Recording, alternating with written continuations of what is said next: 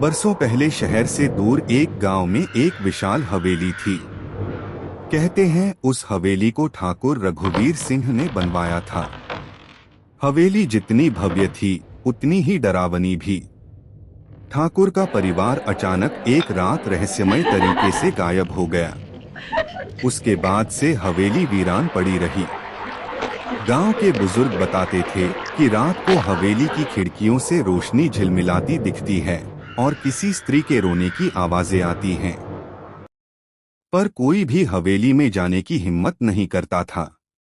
गांव का एक लड़का अजय इन कहानियों पर यकीन नहीं करता था।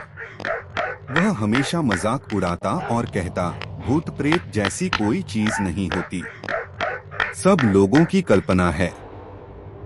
एक दिन उसके दोस्तों ने चुनौती दी, अगर तू वाकई इतना बहादुर है तो आज रात हवेली में रुककर दिखा। अजय ने हंसते हुए हामी भर दी। रात का समय था।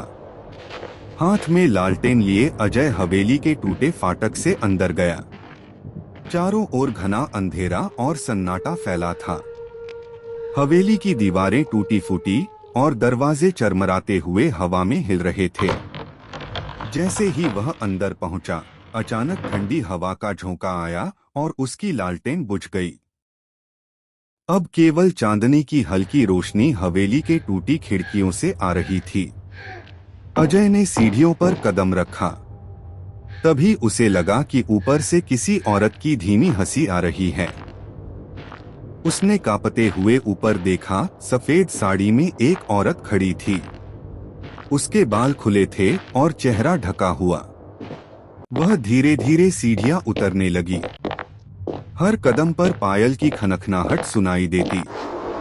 अजय ने डर छुपाने की कोशिश की और बोला, कौन हो तुम? सामने आओ। औरत ने चेहरा उठाया। उसकी आंखों की जगह गहरे काले गड्ढे थे। अजय डर के मारे चीख पड़ा और भागने लगा। लेकिन हवेली के दरवाजे अपने आप बंद हो गए। चारों तरफ अंधेरा, औरत की हंसी और पायल की आवाज गूंजने लगी। अगली सुबह गांव वाले देखने गए तो हवेली का दरवाजा खुला मिला। अंदर अजय का जूता पड़ा था, लेकिन अजय का कोई नामो निशान नहीं था।